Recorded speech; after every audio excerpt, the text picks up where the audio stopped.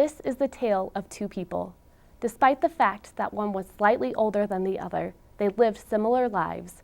Both spent the majority of their childhood growing up in Fort Collins, Colorado. Both found their footing in the Poudre School District through service and music.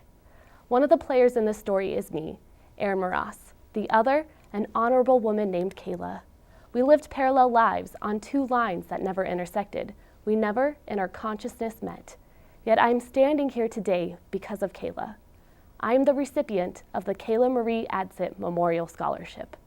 This scholarship was created in the wake of Kayla's fatal car accident in 2007, 3 weeks before her high school graduation. Kayla was accepted into CSU in hopes of becoming a family counselor. 5 years and 4 scholarships later, here I stand, my life fully enveloped upon Kayla's. We are no longer parallel to each other. We are on the same plane. I thought about Kayla while doing my weekly reading for the President's Leadership Program. In class, we are currently reading a book called The Art of Possibility. In the last chapter of the book, the authors discuss the concept of a we and a we story in which we reframe our world to stop thinking of ourselves as a separate from one another, an us and a them, but rather as a collective we. To quote the authors, Ben and Rosamund Zander, a we emerges in the way music emerges from the individual notes when a phrase is played as a long line.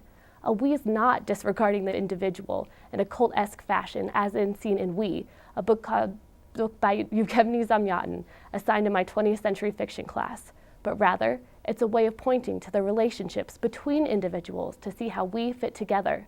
The we story is the telling of how these connections work. To quote, it is the story of the unseen threads that connect us all. Kayla's life and my life now share an unseen thread.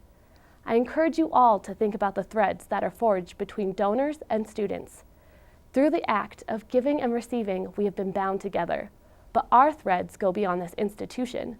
We are supported by a network of peoples that weave into our lives. Our families, our peers, our friends. I would argue that no being is threadless in this world, and no person has only one thread. Because of this, our support system also brings their own threads to the table. These threads contribute to who they are as a person. They would not be able to be your support system if they didn't have support of their own. As you can see, this line of thought could and does go on forever, but the bottom line is this: we are all connected. I would like to close by thanking the Adsits for allowing me a chance to be connected to Kayla's wonderful life. I know that Kayla would have loved her time at CSU as I have loved mine. I'm thankful that her thread continues to reach out and change lives. To all the donors, thank you for sinking your thread into CSU and believing in the students of this institution. Together, we can and will do great things.